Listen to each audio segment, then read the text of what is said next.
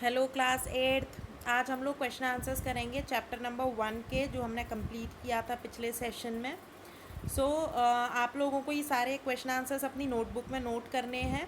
आप लोग video pause कर करके इन सारे आंसर्स को लिख सकते हैं। अभी हम इन आंसर्स को डिस्कस करेंगे। Okay, so what is history? History is defined as the study of past event. देखो, हिस्ट्री क्या है? हिस्ट्री है जो पास्ट में हो चुके हैं इवेंट्स, जो पास्ट में हो चुकी हैं चीज़ें, उनकी स्टडी को हिस्ट्री बोलते हैं। Second question, how do historians classify Indian history? Indian history को हिस्टोरियंस ने कैसे डिवाइड किया? तो हम सब जानते हैं कि इंडियन हिस्ट्री को 3 पार्ट्स में डिवाइड किया गया है: Asian, medieval and modern history. Now what do you understand by the term renaissance? तो रेनाइंस का मतलब क्या था? देखो, यूरोपियन कंट्रीज़ के अंदर 14 से लेके 17th सेंचुरी के अंदर बहुत सारे चेंजेस आए आर्ट और लिटरेचर में, बहुत ज़्यादा चेंजेस आए। उन सारे चेंजेस को बोलते हैं renaissance. Okay, so what was the industrial revolution? देखो, इंडस्ट्रियल रेवोल्यूशन हम सब जानते हैं। इंडस्ट्रियल रेवोल्यूशन इंडस्ट्रीज से रिलेटेड है। ब्रिटेन के अंदर जब बहुत तेज़ी से डेवलपमेंट हुआ इंडस्ट्रीज़ में, तो उसको हम बोलते हैं industrial revolution. The industrial revolution refers to the rapid development of the industries in Britain brought about by the introduction of machinery.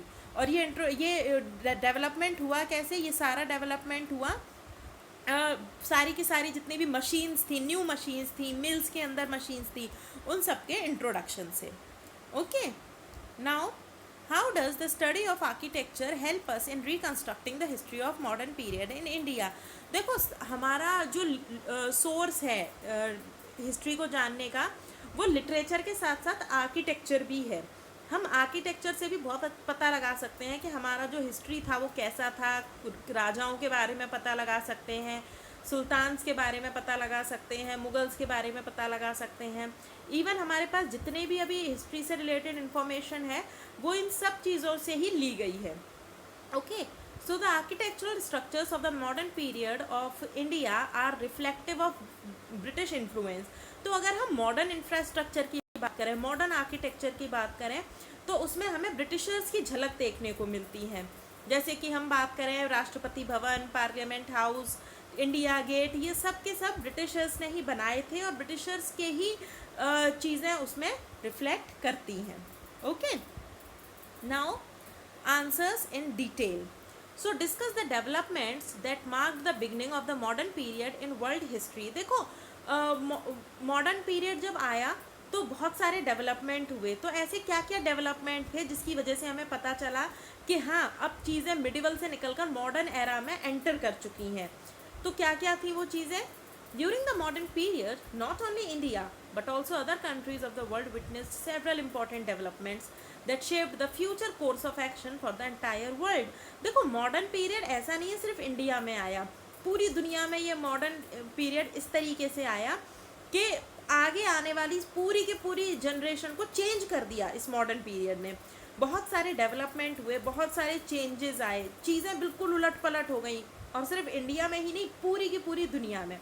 जैसे कि हम बात करें रेनाइंस की, तो रेनाइंस का मतलब होता है रीबर्थ, रिवाइवल, यानी किसी चीज़ को दोबारा से बनाना, नए तरीके से उस चीज़ को बनाना।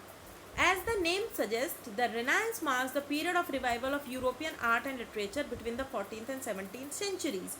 It is characterized by the emergence of independent thinking and reasoning of the people that inspired the ideals of people across the globe. देखो, इसके अंदर लोगों के सोचने का तरीका बिल्कुल चेंज हो गया। लोग अब सिर्फ बातों पर विश्वास नहीं रखते थे, लोग उसमें रीजनिंग ढूंढते थे, उसमें अपना एनालाइज करते थे चीज़ों को, क्या सही है क्या गलत है। लोगों की खुद की सोच डेवलप होना शुरू हो गई थी इस पीरियड में। तो ये ऐसा नहीं सिर्फ एक एरिया में था, ये पूरे के पूरे वर्ल्ड में ऐसा हो रहा था, जहाँ पर लोग अपनी थिंकिंग को चेंज कर रहे थे, लोग अपनी थिंकिंग को बढ़ा रहे थे। दूसरा एक सबसे बड़ा जो मार्क आया वो आया इंडस्ट्रियल रेवोल्यूशन। देखो, इससे पहले लोग हाथों से अपनी चीज़ों को बनाते थे, चीज़ें कम स्पीड से चलती थी, पर जैसे ही इंडस्ट्रियल रेवोल्यूशन आया, दुनिया पूरी तरीके से चेंज हो गई। चीज़ें सस्ती हो गई। कैसे सस्ती हो गई भाई? लोगों को मशीनों से आराम मिला। आराम मिलने की वजह से जो आपका काम था वो बहुत कम टाइम में ज़्यादा काम होने लग गया इंडस्ट्रीज से। बहुत नई नई मशीनें इंट्रोड्यूस हो गई, गुड्स जो मैन्युफैक्चर होते थे वो अच्छी क्वालिटी के होने लग गए, ठीक है। तो बहुत सारी ऐसी चीज़ें थी जो इंडस्ट्रियल रेवोल्यूशन से चेंज हो गई। उसके अलावा जो सबसे बड़ी चीज़ थी मॉडर्न पीरियड की, वो थी नेशनलिज्म। देखो ना, शायद मुझे नहीं लगता कि अगर ब्रिटिशर्स हमारी कंट्री में आते ना, हम लोगों के अंदर एकता की भावना आती। एकता की भावना तब आई जब ब्रिटिशर्स ने हम लोगों का बहुत ज़्यादा एक्सप्लॉइटेशन किया, इंडियन रिसोर्सेज का एक्सप्लॉइटेशन किया। तब जाके लोगों के अंदर ये भावना आई कि उन लोगों को एक होना है, सबको मिलकर आना है और ब्रिटिशर्स को हमारे इंडिया से बाहर फेंक देना है। तो ये सब चीज़ें भी मॉडर्न पीरियड का ही हिस्सा है, जब लोगों ने कास्ट को एक तरफ रख के, लोगों ने रिलीजन को एक तरफ रख के, कोई ये नहीं सोचता था कौन हिंदू है कौन मुस्लिम है, सब ने इंडिपेंडेंस की जो फाइट थी उसमें पार्टिसिपेट किया। तो नेशनलिज्म देखा जाए तो सबसे बड़ा डेवलपमेंट था मॉडर्न पीरियड में। Okay,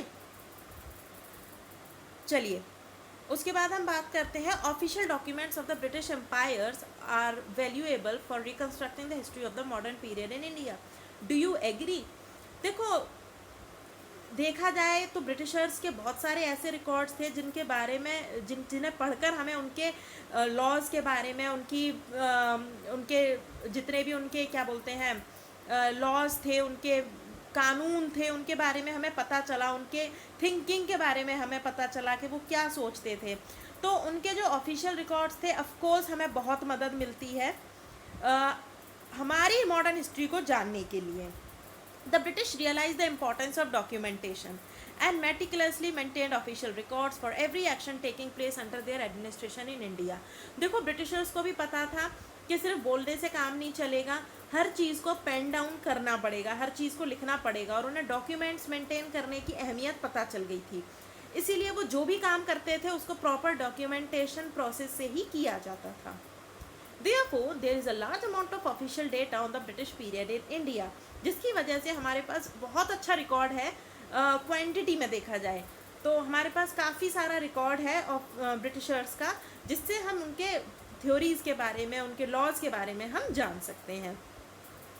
A large volume of these official records of the British period can be found in the National Archives of India based in New Delhi. The Indian Office of Records in London has also maintained official records of British India. Britishers के जो documents थे वो हमारे archives of India में भी आपको मिलेंगे, जो कि न्यू दिल्ली में है, और इंडिया से रिलेटेड कई सारे ऐसे डॉक्यूमेंट्स हैं जो लंदन में भी आपको मिल सकते हैं।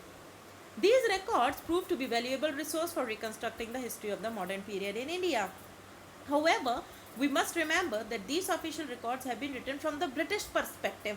पर जो इसका दूसरा चेहरा है, इस ऑफिशियल रिकॉर्ड्स का जो एक दूसरा पहलू है, एक तरीके से हम ये भी मान सकते हैं कि देखो, ब्रिटिश रिकॉर्ड तैयार किए, ये उन्होंने अपनी मानसिकता के हिसाब से तैयार किए थे। इसमें लोगों पर क्या असर पड़ रहा है, लोग क्या सोचते हैं, लोगों का क्या मानना है, उससे उनका कोई लेना देना नहीं था। जितने भी रिकॉर्ड्स हैं उन सब पर जो छाप आती है, जो सोच आती है, वो सिर्फ ब्रिटिशर्स की ही है। Thus, there may have been a possibility that these documents overlooked certain issues that may have been relevant from the Indian point of view, or the British may have modified them to suit their administrative purpose. अब हम ये भी मान सकते हैं कि इसमें सिर्फ ब्रिटिशर्स का ही फ़ायदा था, ब्रिटिशर्स ने अपनी ही तरफ की चीज़ें लिखी, ब्रिटिशर्स ने वो चीज़ें बिल्कुल नहीं लिखी कि लोगों पर इसका क्या असर पड़ा। वो जो लॉ बनाते थे उन्होंने लॉ बना दिया और डॉक्यूमेंट में भी तैयार कर दिया, पर ये कभी नहीं बताया कि उस लॉ के बनाने पर लोगों पर क्या असर हुआ। तो ये बहुत ही ज़्यादा ज़रूरी है जानना कि लोगों पर इस चीज़ का क्या असर हुआ, जो कि हमें ब्रिटिश ऑफिशियल से जानने को नहीं मिलता। अब ये answers in detail third question हम लोग नेक्स्ट क्लास में करेंगे। आई होप आप लोगों को मदद मिली होगी इससे। आप इन आंसर्स को अपनी नोटबुक में लिखिए एंड प्लीज़ व्हाट्सएप मी। जितनी जल्दी आप लोग इन क्वेश्चन आंसर्स को कर लेंगे उतनी जल्दी आपकी नोटबुक्स डिपॉजिट होने के लिए मेरे पास आ जाएंगी। अगर आपको फिर भी कोई दिक्कत होती है तो प्लीज़ मुझे बताइएगा, मैं इसकी स्क्रीनशॉट आपके संग ग्रुप में शेयर कर दूँगी। वैसे तो आप जो वीडियो है उसको पॉज कर करके आराम से इसको कर सकते हैं। Okay, please do your question answer in good handwriting. Till then, bye bye.